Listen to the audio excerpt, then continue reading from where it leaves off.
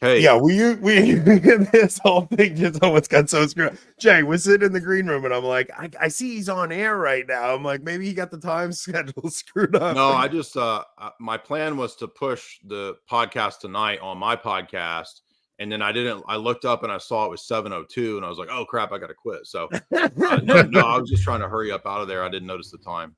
Dude, it's such a weird time because like this freaking thing drops this morning. It's like we had this other thing we wanted to talk to you about, and it's a weird thing for us to talk to you about because I'm not going to debate you because you're a maniac debater.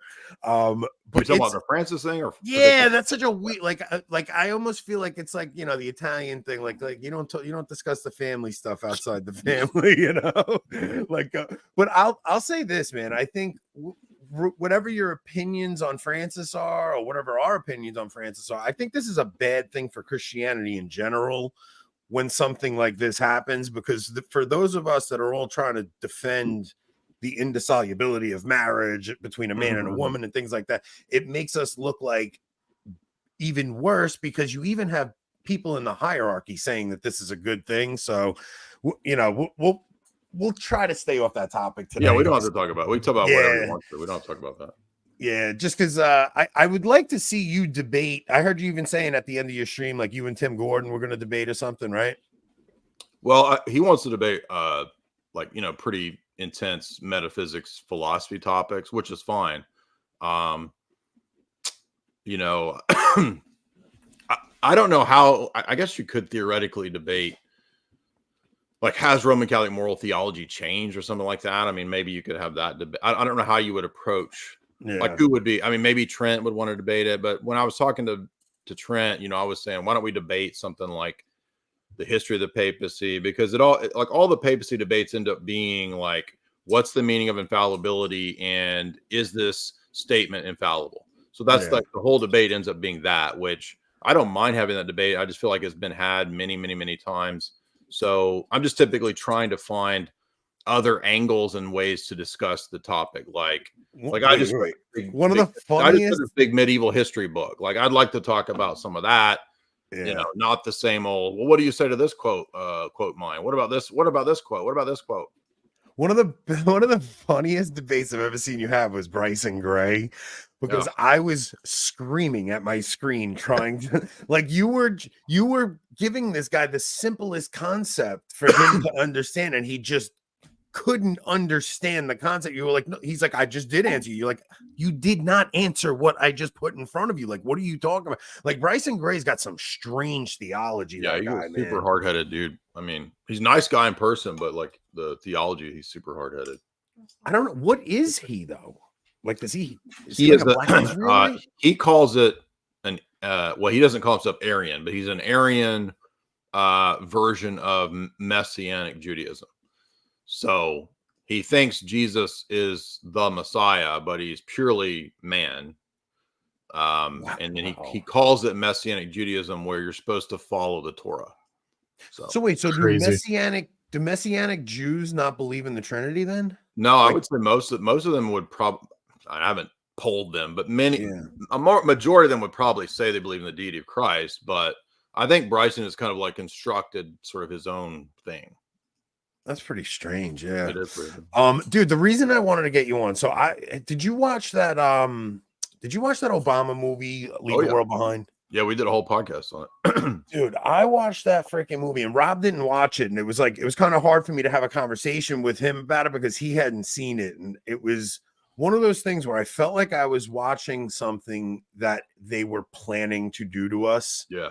It was just this weird feeling I had afterward where it left me unnerved, and people mistook me saying that for saying it was a good movie. It's not that I thought it was a good movie or anything. I thought it was well put together in that, especially because I live on Long Island. Like if you live on Long Island and you have an incident like that go down, you're trapped on the island. You're not getting food in, you're not getting off the island, you're stuck here. It would be complete mayhem. And it's been like a fear that I've had for a long time. What were your thoughts on that movie initially when you saw it?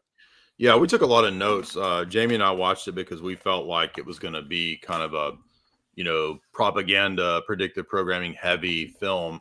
And especially if you've got Obama involved, right? I mean, it's going to be, sure, it's going to be a doozy. So we took a lot of notes on it. My first thought was that, like, it's the idea is supposed to be what would really happen. It's supposed to be a realistic portrayal of what would happen if America collapsed, right? So that did pique my interest, but I knew it was going to have, some of the critical race theory tension type stuff in it going on. It's going to promote division because usually when Obama puts out stuff, it's always got that agenda behind it. So initially it's sort of like this couple, if you don't know the story, right, is trying to rent more or less like a nice fancy Airbnb from a black couple. The black couple's gone and then they suddenly come home because there's been some problem in the city. Maybe the internet's going down. And the first thing they think is hackers, but you have this really awkward exchange between Ethan Hawke and Julia Roberts and the black guy and his daughter. And they're trying to figure out, what do we do here? We're in your house, right? We're the colonizers. We're on your property. Yeah. And so they have to make this, compromise about how they're going to spend the night. And then things kind of escalate. We start seeing. Well, right off the bat, they try to make out Julia Roberts to be this racist bitch. She's a bitchy wine mom. Yeah. She's a Karen. Yeah. Right. Karen. But at the same time, it's like, dude, a black couple shows up at your door. You're on Long Island in a wealthy neighborhood. Like, you're not crazy to think like maybe something's going on here. So while we're watching it, my wife is like, she's like, what would you do in this scenario? I'm like, I gotta be honest. Like, the guy shows up in a tuxedo with a young girl. They're in a nice car. Like, it almost seems too unbelievable to not be true, like that might get me. But, if just some random anybody shows up at your door at an Airbnb claiming the things they were, like, you're not going to be quick to let these people in your house. And they make her out to be like this psycho for not wanting the strangers in the house. Yeah. So you're supposed to feel bad, right? Like, oh, you got micro racial aggressions going on if you want to defend your house, right? So I think you're, the viewer is supposed to feel guilt tripped. I think you're right about that, right? But I also noticed too, I don't know if you saw that series a few years ago, Mr. Robot, right? So the guy that directed this, I saw the first season. Yeah, me with too. Remy Malek, right? Yeah. Yep. So the guy that directed this is the director of that, and some people are saying, like internet nerds are saying, oh, this is supposed to take place in the same universe. That's why they start speculating early on in the movie that it's hackers, right? Hackers have brought down the, internet or whatever. And Julia Roberts gets those weird messages on her phone. And she's like, oh, it's hackers. And so that was weird because, we've been hearing cyber polygon from Klaus ever since the coup, right? Yeah. So right after the coup happened, Klaus and company at the World Economic Forum, they ran these exercises of cyber polygon where there's a cyber pandemic where basically the internet goes out and, be worried because this will be way worse, Klaus said, than the coup shutdowns, right? So that was my first thought was like, hey, wait a minute. Like, is this talking about Klaus's Great Reset, right? And as we're watching the movie, we're starting to get the idea that it might be like a Great Reset scenario, right? Like whoever's bringing down the country is resetting it back to, an 1800s prairie, scenario where you don't have electricity and you can't go to town. They even hinted at being the elites that do it. It's exactly pretty crazy, Yeah, that guy says at one point, the black guy says, I'm a trader, so I deal with a lot of high profile clients, and one of my clients works for the military industrial complex, and he's a defense contractor, and they have these contingency plans for certain scenarios. And he said, it might be the end of the world, cabal, like a cabal's running it. And he's like, but I didn't believe him, and there's nobody running everything. And then you come to find out, hey, wait a minute, no, actually they have done this. And the craziest part about the movie, I think, is the hinting that it can't just be a foreign government that did this. There also has to be internal traitors that help subvert to bring the country down. And that's hinted at in the movie. And I think that part's true as well. Like if America did collapse, it would also require a lot of sort of internal subversion as well. Real quick, Jay, since our audience might not be as knowledgeable on this as yours, can you just quickly explain what predictive programming is? Yeah, so I got into this in grad school because I was always a movie buff. And then I started, when I was studying geopolitics and history in grad school, I started noticing like, well, a lot of movies have, you know, like truthful things in them, but a lot of times they skew it. A lot of times it's propaganda. So I was really interested in like, what's the relationship between movies and fiction and propaganda. So my master's thesis is on that topic. And I went into the Cold War era.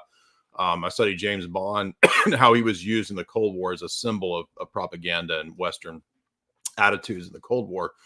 And what I started realizing was that actually quite a bit of fiction and movies are propaganda. So more specifically, predictive programming is the idea that there is the intentional use of fiction, whether in movies or print or whatever, to condition people to what you want to do down the road. So it's not saying that every movie ever is like mind control or was programmed, but rather to say that a lot of movies and a lot of fiction has had messages put into it, seeded, so to speak, to prepare people for things to come. So, for example, isn't the CIA very involved in a lot of the Hollywood script writing? Oh, absolutely. In fact, let me grab a couple of these books here. Dude, he's the best on this stuff. I could talk to Jay about this stuff all night. Yeah, so when I was studying this, right, in the academic sphere, I was actually surprised at the academic literature that already existed on this topic, because I thought, well, nobody really knows about this. Is this a real thing? But like I already started finding back in the 2000s academic publications on this, right? So this is not a conspiracy book. This is University of Texas Press, right? You can see it's academic text, and it's a woman who's one of the first to write on this topic, Professor Tricia Jenkins. And here she was just talking mainly about like, well, the CIA was consulting on shows like Alias, the J.J. Abrams show, a lot of other projects that the CIA consulted on. Another book that came out not too long after 9/11. This is about 2004. It's another academic publication about how Hollywood is programming us through the Pentagon's propaganda in a lot of different movies, and how they have oversight over a lot of screenplays. And so, I mean, that stuff's still all pretty tame, though. It's kind of like, you know, low-level propaganda, sort of promoting the military, promoting Americanism. But when you start getting deeper into specifics, I read a book by, this is a guy who had some function at the CIA, forget what, but it's called The Great Game, and it's called The Realities and the Myths of Espionage by Frederick Hitz. And in this book, he talks about the history of spy fiction and how a lot of times in early British spy fiction, they would put what they couldn't talk about into their fiction, right? So Britain has a law called the Official Secrets Act, where you're not allowed to talk about anything you were involved in if you were a spy. So what a lot of the spies would do was just write fiction. Like Graham Greene, famous spy, he writes fiction stories. So they started putting reality into the fiction. And there's actually a really famous movie about this idea. It's one of the first I can think of about kind of what predictive programming is. It's called 3 Days of the Condor. It has Robert Redford, and his job is, as a CIA analyst, he basically just combs through fiction, and he looks for things in fiction that might be cryptographic messages or something like that, or signs that the Soviets are up to something, right? So he's basically studying fiction, and then he ends up in this big, you know, conspiracy plot. It's a really good movie. I recommend watching it. The CIA guys are trying to basically kill him. So anyway, so that's what I wrote about in my books, and I'll give you one last example to understand predictive programming. In 2000, I forget what year this was, a few years ago, people put in a FOIA request. This is from a book called National Security Cinema. And I'll quote them really briefly. It said, "We acquired 4,000 new pages of documents from the Pentagon and the CIA through a FOIA. For us, these documents were the final nail in the coffin. Documents for the first time demonstrate the U.S. government worked behind the scenes on over 800 major movies and over more than 1,000 TV shows in the last several decades. National Security Cinema details how the U.S. government was involved in projects ranging from James Bond to the Transformers to the Marvel and DC universe. A similar influence was exerted over many TV shows, including Hawaii Five-0, America's Got Talent, Oprah, Jay Leno, and even Cupcake Wars. So things as innocuous as Cupcake Wars, had like pro, military recruitment stuff put in there. Anyway, it goes on to say that including the CIA consulting on shows like Top Chef. And the reason for that is that people think that entities like the CIA, they're just involved in, other overseas operations. No, they're actually involved in culture creation. So they have a huge role in steering culture, movies, music. And so that's something that just most people still don't even know about. And that's, by the way, why so many actors and Hollywood people have been spies. So when you looked at, so before the pandemic hits us, you had that, it was in like 2019 or 2018, they have this summit and they talk about a coronavirus like they actually like told us what was going to happen. What the heck? It was Event 201, right? Yeah. So they had Event 201 happens. Now after 2020 happens, you have Klaus Schwab starting to come out talking about a cyber pandemic. Now you start getting hit with a movie like the Leave the World Behind, things like that. There's even a movie coming out of like about the Civil War that they're showing. Yeah, the Alex Garland, right? And, did you see the trailer for that? Yeah, so right. So Alex Garland, he's done a lot of these very kind of deep sci-fi apocalypse based things. Like I think he wrote 28 Days Later, the famous zombie movie. He had a big hit when he made the movie Ex Machina, which is kind of a dystopian AI thing, which the AI is rolling out. So that movie was very predictive in terms of what it was saying, because we're getting the AI girlfriends rolling out now, right? That's what that movie's about. And so he also did a movie called Annihilation, which is kind of it's a weird Luciferian kind of thing where people are being copied and cloned by this kind of demonic alien entity. So like he has a history of kind of doing these kind of deep occultic plots. So I won't be surprised if, and I can kind of gather from the trailer, it's a similar sort of story to what you have in the Obama movie. It's like, America's collapsing and the MAGA people are the bad people and they're the ones behind it. And only if we, follow the UN and the global government will we be saved. That's what it looks like from the trailer. So the irony of that. So Rob and I were talking about this because all you have is a trailer for that, right? So you can tell even just from the trailer, it talks about the whatever president is in, it goes for a third term. So it sounds almost like Trump wins, Trump gets a third term, and then because look, they ran these war games before the 2020 election about if Trump wins, what will we do? And they actually plan out these war games of what states will secede and all these things, because as long as the Democrat wins, you won't get Republicans seceding. But if Trump wins, you will get the left seceding. And that's why that plot is almost believable, because it looks almost like Trump wins. Now you get the California secedes and you start getting these breakaway movements, but it doesn't look like we're so conditioned to thinking civil war will look a specific way because of how the last civil war in America went, but it won't look anything like that last geographical line in the sand, North versus South Civil War. That's a good point. I don't know exactly how it would look like. I'm not like a military expert kind of dude, so I'm sure there's a lot of people who, in the military, they could probably speak to that way better than me. I mean, but the military is always running drills for that kind of stuff all the time. I mean, a lot of people have forgotten. Remember Jade Helm?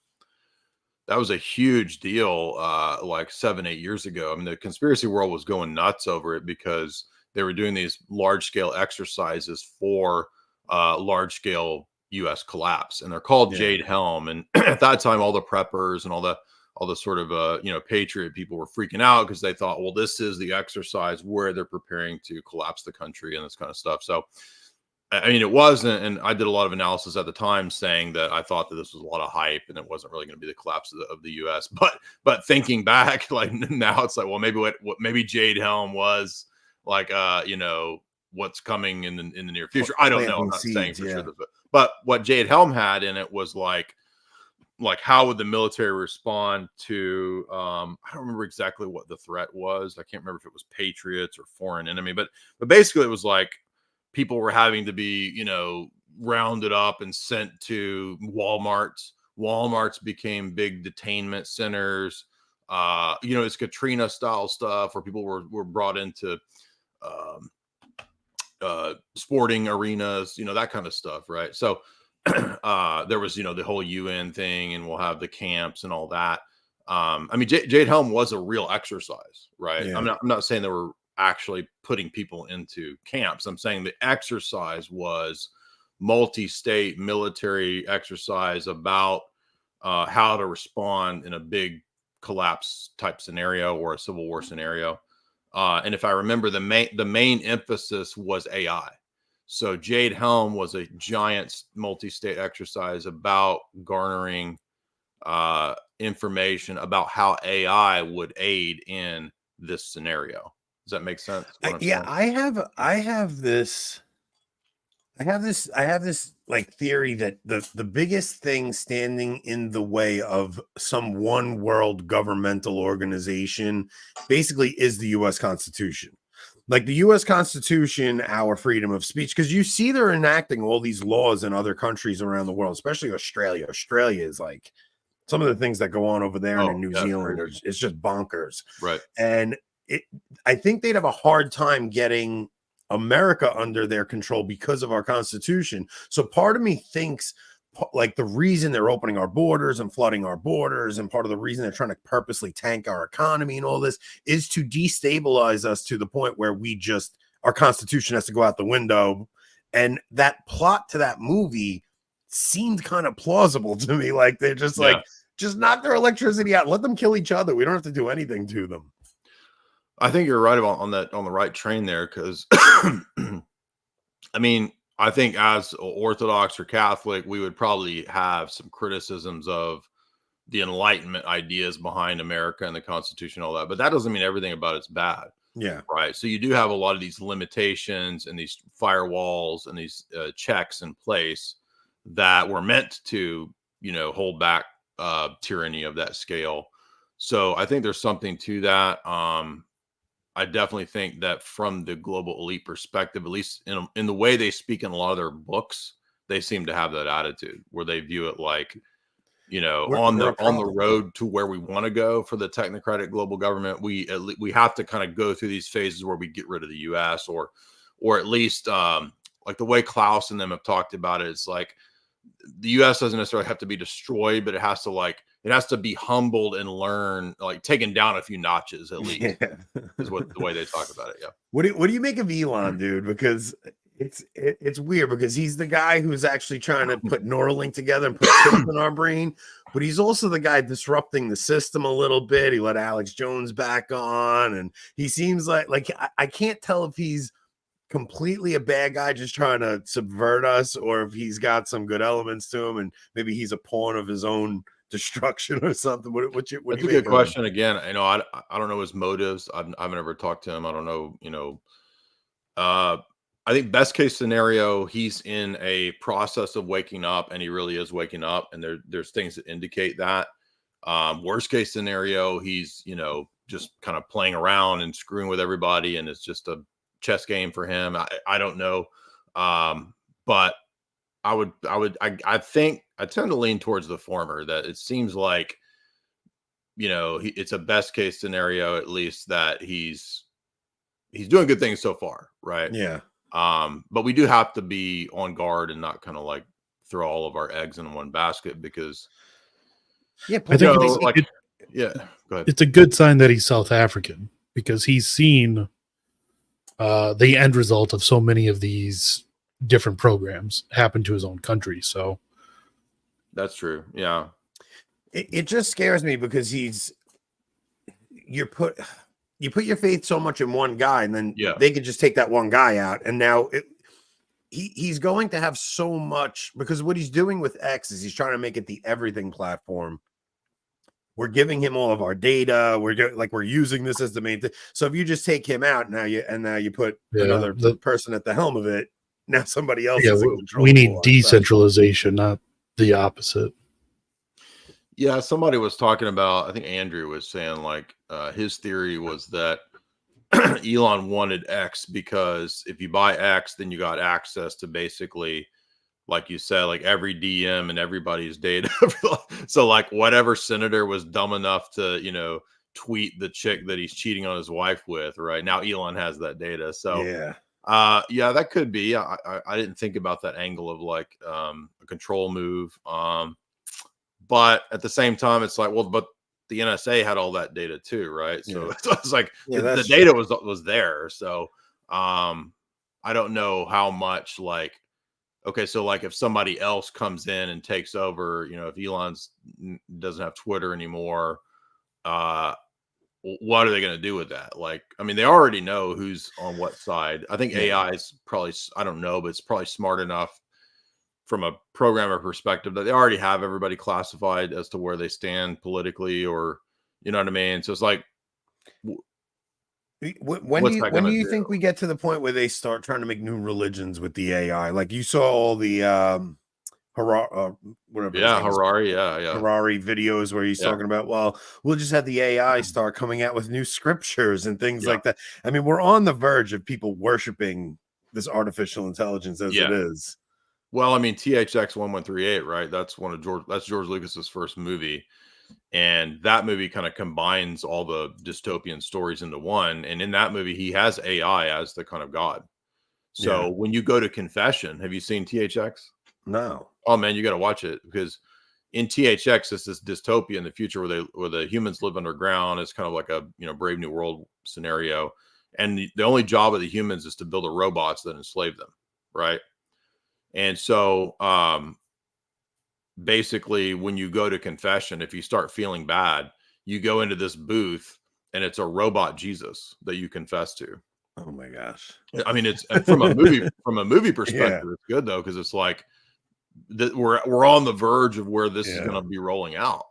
Right. Well, what was that movie on Netflix with where like they could transfer your consciousness into another person? Altered Carbon? Altered Carbon, where the only people against this was the Catholic Church in Altered Carbon. It was like the old Catholics were against this because your soul couldn't go out. It was still funny how like they had a form of Christianity that was still like against the idea of transferring your consciousness into another being because your soul. Yeah, Christianity doesn't play into a lot of sci-fi stuff. Very rarely. It's kind of a little bit there in Dune, but it's weird because it's like the orange Catholic. The orange Catholic. The Catholicism is blended with Islam or Sufism to form this new kind of weird religion around Paul Muad'Dib. I think that Mormon dude Orson Scott Card, right? He has a sci-fi universe. There's a Mormon planet, there's a Catholic planet, there's atheist planet. But yeah, usually religion doesn't play into the sci-fi future worlds. But if it does, you're right. It's like some kind of weird, AI god or something that people are worshiping. Yeah, man. We just had we've been trying to push back on evolution a lot on our channel lately. We just had a woman on from the Colby Center the other day, a biologist, just talking about evolution. Like I see evolution and aliens and AI all coming together as one thing very soon. Like all of it as a narrative that we're all going to fall for. Yeah, I think I did several chapters in, I think actually the first book and my second book. I had several chapters where I was talking about how a lot of the movies about alien stuff is preparing us for, I think, kind of a potential future new religion. I think the ideal of the global elite would be to have a completely manufactured and created religion. For example, we see that in a lot of the dystopian fiction from people from the power structure, right? If you read Brave New World, I just reread that. We did a whole 5-episode podcast on that. I didn't even realize that it's basically a sex magic religion around drugs. I'd forgotten that in Brave New World, there's a future religion based around that. I think a lot of the alien fiction, people like H.G. Wells and others, like I think they were kind of warming us up for the potentiality of a future new alien religion. There's a 1968 Brookings Institute document produced for NASA, where in that document, I put this in my second book, they talked about how if alien life was disclosed, they believed it would have the effect of destabilizing Western biblical religion. So that was what the document says. And here we are, by the way, in the last 2 years has been just like, and it's weird because it seems like not many people are paying that much attention to it. But like in the conspiracy world, everybody was like, oh, they're going to announce all this alien stuff, which I think is all BS, is all psyop. I don't believe in aliens. But now they're rolling out all this alien baloney. I think it's totally a psyop. They bring out all these intelligence agents who we've discovered 8 alien bodies from crash crafts. I think it's all crap. But they don't even say bodies. They'll say, well, yes, we found biologics. Because they're under oath, right? So they have to be careful and they can't. So like, what the heck is a biologic? Like, what do you even talk about? Yeah, exactly. The woman asked him while he's under oath, well, so did you find alien bodies? We found non-human biologics is what we found. So like that could be a freaking a squirrel. Like, what are you even talking about? Half the drugs they advertise on TV to us are biologics now. That's a good point. Yeah, it's such a weird thing, but I've noticed that almost without exception, because especially with Catholics that believe in evolution, almost all of them without exception will also grant that the possibility of aliens is there. It's because if you believe life formed from they go together, great sludge here, then it could have happened somewhere else, and we're nothing significant. And it's just the way your mind automatically will think of it. Right. Do you think aliens is a 100% psyop, or do you think there's anything demonic going on there? Like, do you think there's anything to it? I think there's some elements to it which are demonic, and even some of the people from that domain say that, right? Like even people who don't even believe in demons or God or whatever, like Jacques Vallée, I think he was an occultist, a Rosicrucian, and I mean he's one of the most famous people kind of involved in this stuff at a deep level. He wrote several books talking about how even though he didn't know exactly what was going on, he said it was like malevolent entities.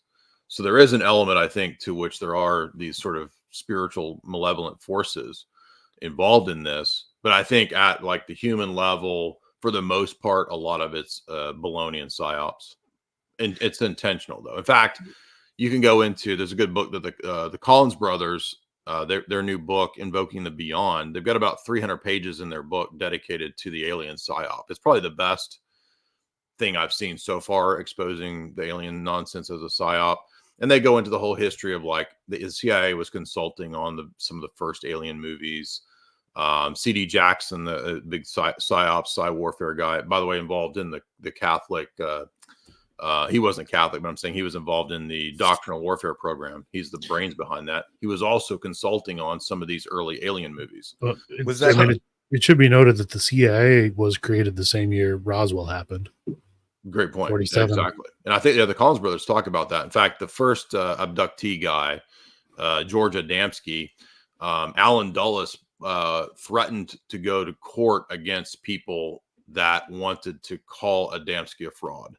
Well, why would the head of the CIA be involved in like trying to cover for this lunatic, claiming nonsense about being abducted and stuff? So yeah, I think it's absolutely bound up with the intelligence deep state from the very beginning. It's totally been a psyop, but I do think there is like a demonic element. And I do agree with you that it's very perceptive to note the alien stuff too, or the evolution stuff, because part of the alien narrative has relied on the idea that, well, if the cosmos is billions of years old, then it stands to reason that life would have probably in that time frame developed somewhere else. Yeah. So you're absolutely right. Well, I don't believe in like aeons of Big Bang and all. I believe in young Earth. So I love meeting somebody else that doesn't think I'm crazy for this, because it's been kind of like just this past year, just coming to this understanding that evolution is just a creation myth. Absolutely. It's just a creation myth, because when you really understand every culture that came before us, they all had their creation myth. And especially when you like, I've been listening to some of the commentary on the Book of Enoch lately, And some of the commentary really talks directly, like getting back into the alien stuff, but it talks about like the angelic beings giving technology to the humans. And it seems like if they're having these occult rituals, like some of this stuff that you're seeing could be human beings being influenced by the demonic to create technology that is beyond human capabilities and things like that, you know? Yeah, it's very possible. Alex believes that. He's always talking about that.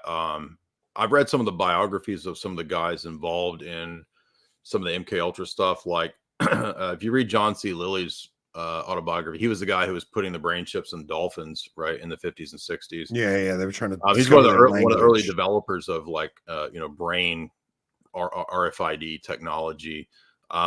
He claims that, and he was the guy who would do the float tanks, right? Where he would do really like hardcore hallucinogens and then get in the float tank and trip out. And he claims that in those sessions, like he would get ideas and information from the entities that he would interact with on these really hardcore trips. So, and he believes in his autobiography, he thinks they're aliens, right? We would say they're demons, but so I think there is possibility for that. I know you guys are Catholic, but there's a really good book that critiques this whole idea of evolution from a patristic perspective. And it's Seraphim Rose's book, Genesis Creation, Early Man. So you might like that, even though I'll definitely read that. Most of it's actually just going to the church fathers. So it's not mainly about orthodoxy, but he has another book, Orthodoxy and the Religion of the Future, where he critiques the alien stuff as demonic as well. So from a theological perspective, that's a good book. Yeah, to me, I think it's I see the psyop angle of it is so obvious to me, where they'll send somebody out, they'll even let them go before Congress, and then the organization itself will just deny. No, I don't know. You know, it's how they always would trickle information out to get it planned. I mean, it's predictive programming. It's to get you to start thinking about it. So do you think there's anything to the, what is it, Project Bluebeam or something? Is that where they're going to actually have a fake alien invasion and stuff? What one was that?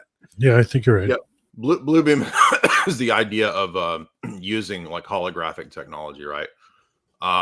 Could be. I mean, it seems like they're going with, these intelligence agents coming out and saying that they found bodies and all that kind of stuff. But really, that's not anything new, because if you go back to the original claims of Roswell, I mean, that's kind of what was happening at Roswell, right? This military guy's claiming that they found this crashed craft, and he's holding up what looks like freaking tinfoil. It doesn't look like anything legitimate.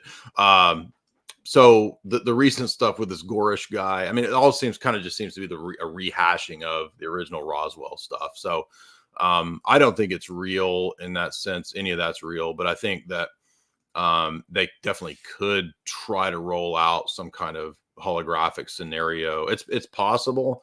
I don't even think they would use holographic scenarios. I was gonna say, would they need to even do that? I mean, I think AI at this point is, I mean, the way they can generate imagery now, I mean, with deep fakes and things like that, like I think that we're not really prepared for what's coming down the road AI wise. Well, also, I mean, probably the real crafts that they have are very advanced, right? Like publicly, they tell us the fastest craft is like some, B silent bomber from the 70s or 60s or something. SR-71, yeah. So it's like, obviously they've developed stuff way more advanced than that. In my opinion, probably a lot of the UFO videos that you see is probably advanced drones.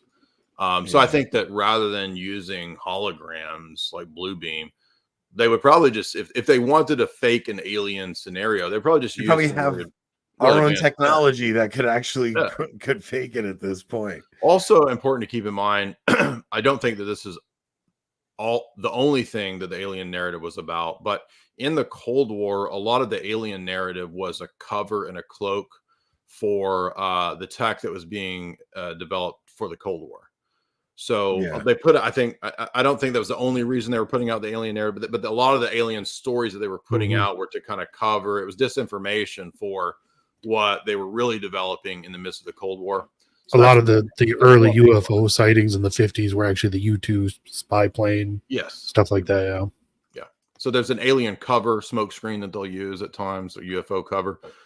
But I think also, like I said, from that 1968 Brookings Institute document, like they also saw the social engineering potentiality for, an alien life announcement scenario.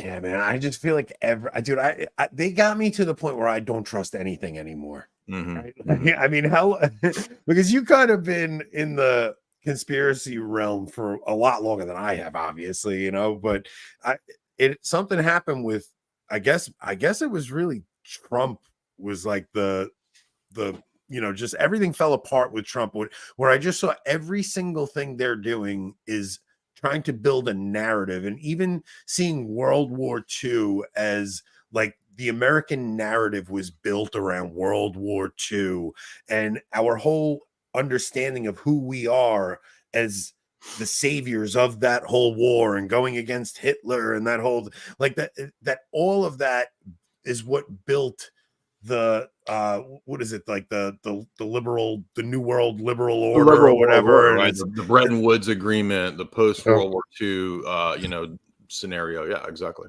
It seems like all of that is starting to crumble, and they want to put something new in its place, and that they need a new event to base a new narrative on.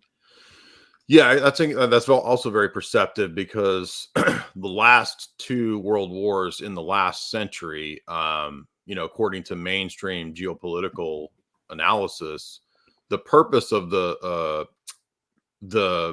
post-war global institutions, for example, after World War I led to the League of Nations, and the purpose of the League of Nations was to be the entity that would ensure democracy for the world.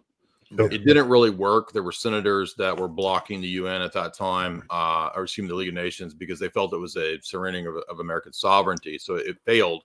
Then you had World War II, and World War II, according to Quigley, was the basis for the United Nations. The United Nations was supposed to be the entity then that would succeed where the League of Nations failed, to basically bring about a world government, right? It hasn't really succeeded, although after Kuf, we did actually concede a lot of power to the UN. So I think you're right, though, that I don't know, obviously I'm not predicting the future, but there's a good chance that to bring in the next level to level up from League of Nations to United Nations to, super United Nations, whatever it's going to be, some kind of catalyzing event could probably be that. Yeah. Well, what that would be, what economic collapse, world war, fake alien invasion, a new scamdemic. I mean, I don't know, but you could be any of those things. I think it'll probably be some kind of. I think you just got to believe what they're telling you, and I really do think a lot of this is predictive programming, and I really do think you're going to see some kind of cyber thing happen.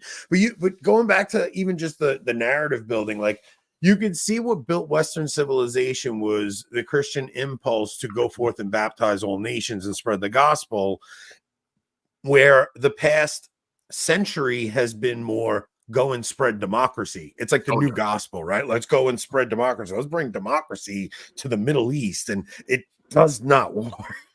It's just not working, no matter how much they try. So I think that they're going to have some other way. Like, I feel like 2020 was just kind of like a little warm up for them to test the waters, to see what they could get away with. And something bigger is coming along. It's weird, because even in that movie, one of the things they left you with was there's not this group of people that are controlling everything. Nobody's really in control, but a lot of these people do get a heads up about some of the things that are going to happen. Right. So that was crazy. Like, so on the one hand, the movie's kind of hinting that there's this shadowy, subversive, foreign and domestic entity that is bringing the country down.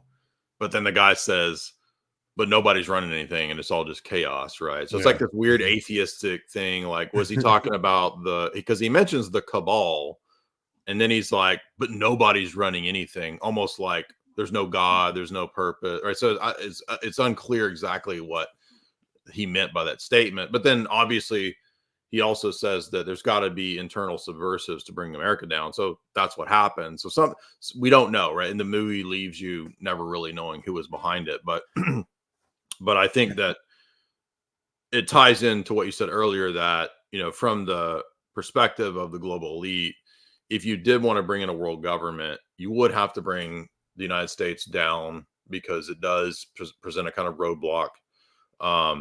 You would probably do that through internal enemies and having no border and having, you know, all kinds of other crazy scenarios. Yeah, you just think about what's the point of opening the border to foreigners, right? And what you're doing is destroying the cohesion a people has, right? Like America never had a unifying religion. We've always, because really religion should be the thing that unifies a culture. It's what has always unified cultures throughout history, right? Like even paganism, you had your pagan rituals and you would all go to your festivals, and so the Roman Empire falls apart. A lot of people mistakenly think Christianity destroyed the Roman Empire. No, it was a bunch of factors, but a big part of those factors was paganism itself. They stopped believing in these rituals and following these different religious rituals that they were performing. So on top of that, you start getting, you know, they're overstretched and, you know, barbarian hordes coming in and things like that. But the idea of letting anybody come into your border, it's to break the cohesion that a people has. So you no longer feel as one. And there's something very real about divide and conquer. So if you keep everybody at their throats fighting about everything and only arguing about the things they want you to argue about, like, yeah, dude, I'm so tired of the trans argument. Like, I just don't care anymore, but they keep forcing that argument down our throat, the woke thing. But that's what they want us doing. They just want us fighting with each other and at each other's throats. Oh, absolutely. I mean, divide and conquer, that's kind of basic, but I mean, you know, same thing with Byzantium, right? Like the story behind the fall of Byzantium is that, and by the way, I'm not trying to spark an argument, but when Byzantium fell, it was uniate, right? It had already accepted union. So a lot of times people say, oh, well, Byzantium fell because it was Orthodox. No, actually, it was in communion with Rome. When it was right after Florence. Yeah, and then so what happened? I don't know anything about the history. You could actually teach me the history. Well, but the whole point of this was just that there's this story that when the Muslims were sacking Byzantium, they eventually, somebody opened the gates basically, right, and let them in. And then the story is that when the Sultan or whoever it was, when he got in, he found out who had opened the doors, and they came to him and they were like, we did it, and then he had him killed. He killed him. Yeah. And it's like, well, what? Well, because his reasoning was, well, if you were a traitor to them, yeah, you're not trustworthy, right? And it's same thing with Stalin too, right? So like when Stalin came to power, you know, he eventually had to kind of execute a bunch of underlings around him, and there's this sort of recurring process of like people think that the ones who, you know, are the traitors are going to be the ones that are rewarded when they're the first to go. And so I think that the people who are sort of the Democrats and these lunatics that are helping and aiding and trying to destroy our country, like, they don't understand, like, they'll be the first ones get up against the wall. The Bolsheviks got rid of the Mensheviks. Stalin got rid of Trotsky. It's never ending.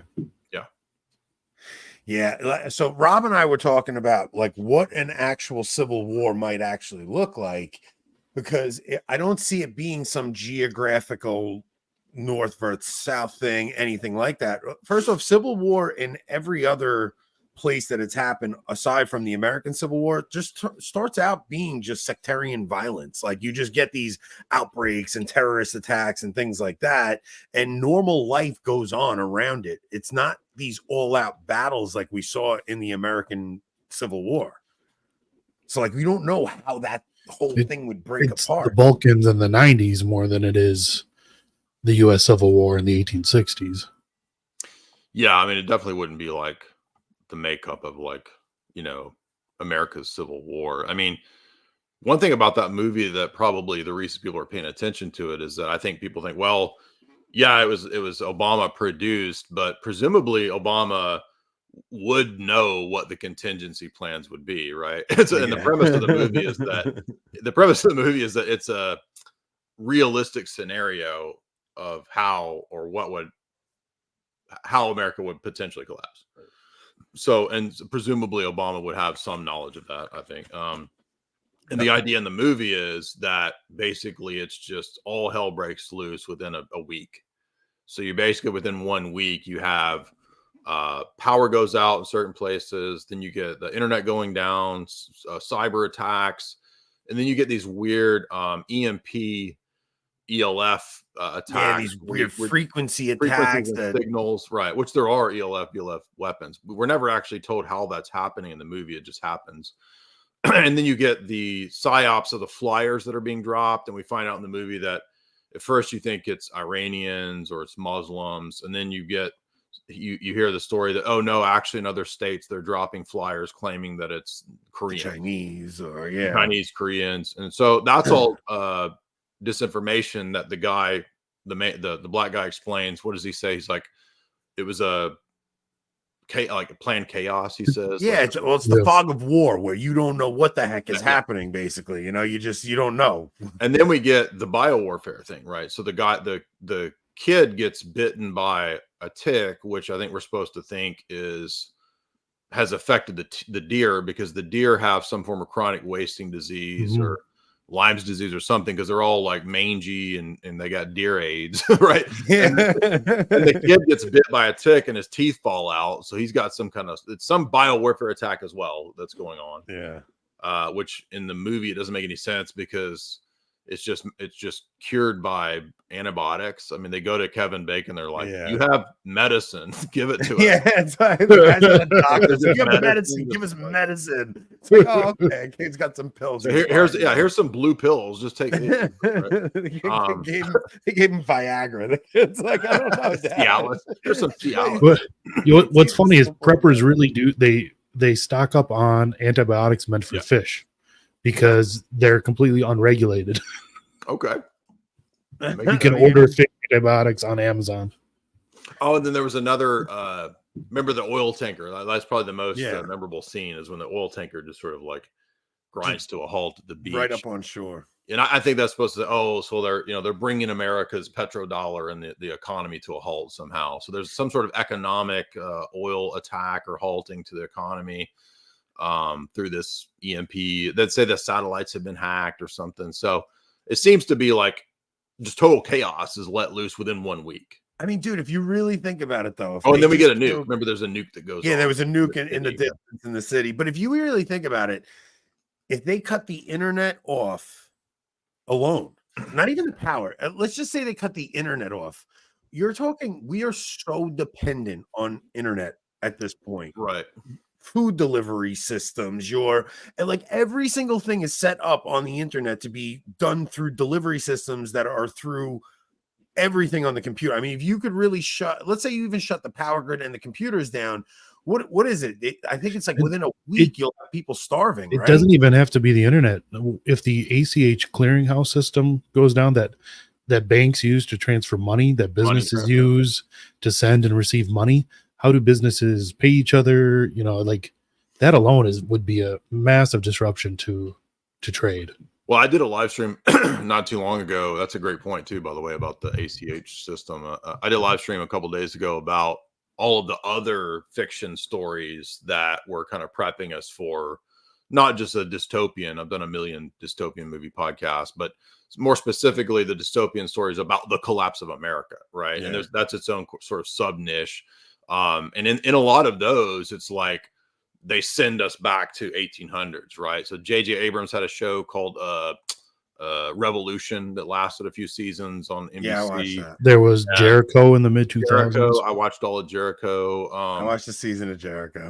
Jeremiah was another one where they. Oh yeah, Jeremiah was. You remember in Jeremiah at the end of it, it ended up being a bio release or something that it was actually the military did on purpose to depopulate. Yeah, you're right. At the end of the story, they actually say it's like, oh yeah, we did that to depopulate the earth. Anyway, but what's weird is that there's almost a fetishizing of that scenario, right? Like, right. There's something even with the pandemic, when the pandemic happens, it was like a weird excitement that, I mean, I forgot who we were talking to. We were talking about, because I'm in New York, right? 9/11 happens, and it's like it was just far enough away from me, but I could be like claim it because I'm in New York. It's like, oh, I could claim I'm part of this tragedy, but like nobody I know died. Like I like cousins or cousins, but not like a father or a sister. So like when tragedy hits like sort of close to home, it's like something exciting about it. I like how to an Italian, nobody is a cousin. Like to me, a cousin, if kind of close to yours, like I'm just a cousin. We're all cousins over here, but no, but just there's something about being a human that when an emergency hits, there's something exciting about it, which is why we all like these apocalyptic movies and storylines and stuff. It's weird.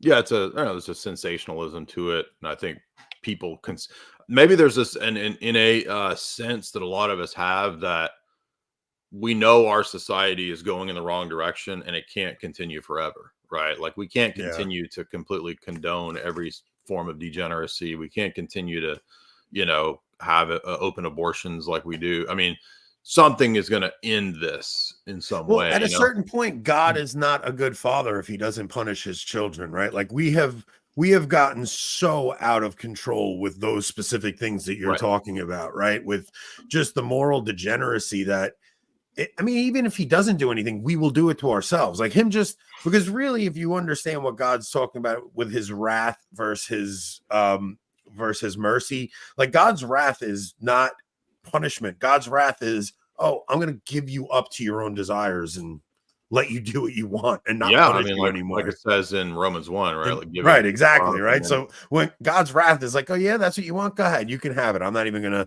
whereas mercy is a punishment. Right. One of the minor prophets talks about even sterility being itself the punishment, right? So choosing this to be sterile is the punishment itself, because you're basically ensuring that you won't go into the future, right?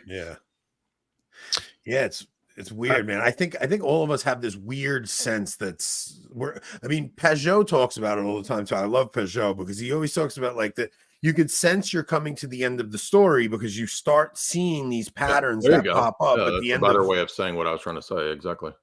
Yeah, you start seeing these patterns popping up at the end of a story. So that may not mean we're coming to the end of the world, but we're coming to the end of something very soon. Yeah. Well, the world order as it's been might be coming correct to an end, and I think it's very likely that you could see what the global elite call catalyzing events. Right? They're always talking about in their books the next crisis. Right? We have a crisis of overpopulation. There's a crisis of using oil and fossil fuels. Right? Which I don't even think that oil is. It's not dinosaur bones. It's not fossil. Right. I don't know what oil is, but I don't believe it's dinosaur juice ground up. It's probably a natural resource that never is going to run out. That, Earth makes somehow. Right? I mean, but yeah. So, but that's all tied up with this idea that it can't possibly be dinosaur bones. Dinosaurs were only here 4,000 years ago. What are they talking about?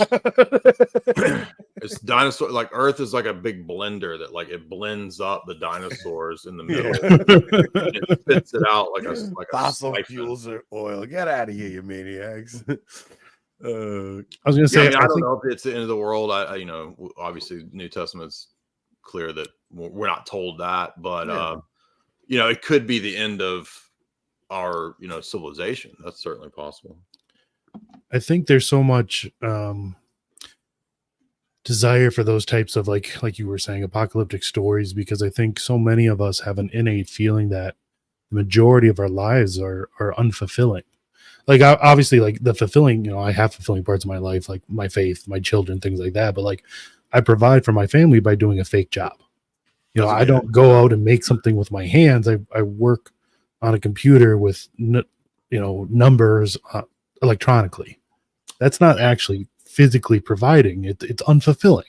And I think a lot of us have that sense, and we realize that if we're brought back to this earlier age, it suddenly life means more. Yeah, and other people have had good points about that too, which is like all the feminism is going to go away because if we go to like an 1800s Mad Max scenario, like your feminism is going to mean absolutely nothing, right? You're going to be looking to the nearest strong man to help you out when there's a bunch 100%. Of when we're in a road warrior scenario with biker gangs running around everywhere. Yeah. Well, what about Furiosa and Mad Max? Yeah, I was going to say, Furiosa, right? The feminist Charlize Theron is going to take care of it. No, it's going to be more like Humongous in Road Warrior Part 2, right? Where it's like biker gangs of like BDSM weirdos, or like, come on. Yeah, they really have come up with I want to bring peace. You remember when Humongous is giving he's at the gates of the city, and he's like, he's like this giant. I never saw it. No. Oh man, Road Warrior is great. So there's a city where they try to rebuild, and they're making oil, right? They have an oil thing, and it's all this big biker gang run by Humongous, who's this giant buff dude, and his gang of like Skittles guys. And he's like, he's got this megaphone like outside the city, and he's like, I want to be your friend. Come out. Let's have peace. We've been fighting. And all he wants is to do butt stuff, basically. He's like, open the gates and let me do butt. Dude, you should watch we're going into Road Warrior. That's what I'm trying to say. Yeah, but all right. So feminism's not going to do you any good. What's your favorite apocalyptic movie? Like I think The Road is okay, but the Book of Eli was good. Book of Eli is a good end of the world movie. Yeah, it is. Yeah, it's got a kind of a Christian theme. Book of Eli is good for that. It's very Protestant, though, right? It's just about the Bible. There's no one just got his Bible with him. Just his Bible. He's got the King James Bible. Of everything he had to memorize the KJV, really. Come on. I like 12 Monkeys is good. I love 12 Monkeys, man. I haven't seen that in so long. That's a great one. I did a podcast on that. I like all the Road Warriors. Obviously, the last one is super feminist, but I like Mad Max. Thunderdome is probably my favorite. Thunderdome's great. Yeah. Oh man, Jay, thank you for coming on, dude. You're always fun to talk to, man. You're always knowledgeable on this stuff. You came on I literally texted you like 2 days ago. I was like, "You busy this week?" You're like, "Nah, any day, man. Just let me know." Sure. Yeah, it's a great chat. Thanks for having me. Rob and I are going to take our crew over to locals, and we're going to get into this Francis stuff. And after we dissect it, maybe me and you will talk offline a little, and I'll give you my thoughts on it. Sure, anytime. Jay, thank you so much, man. You're always a blast to talk to, brother. All right, man. You guys have a good night. Oh, you got anything to promote?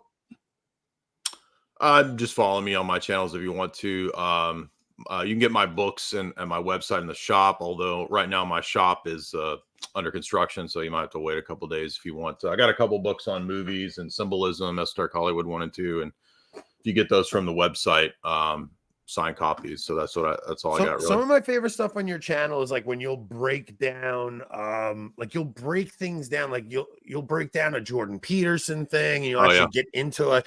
I've watched a lot of your stuff, man. I really do enjoy your channel, Jay. So, guys, go check out Jay on YouTube. Follow him on Instagram. He's J_007 or something, right? Yeah. And by the way, movie wise, Tristan and I are going to break down Ex Machina, because now they're rolling out the push for SEX bots and AI girlfriends. So we're going to be looking at the predictive programming in that movie from 2014, Ex Machina. That's a good movie too. Yeah, so. it was a good movie. All right, everybody else follow us over to locals. Rob and I are going to get into breaking down this latest fun document that the Vatican just released, and I have some original thoughts that you guys probably haven't heard from anybody else. So, all right, we'll see you guys on Thursday with Nick Kovazos. Adios, guys.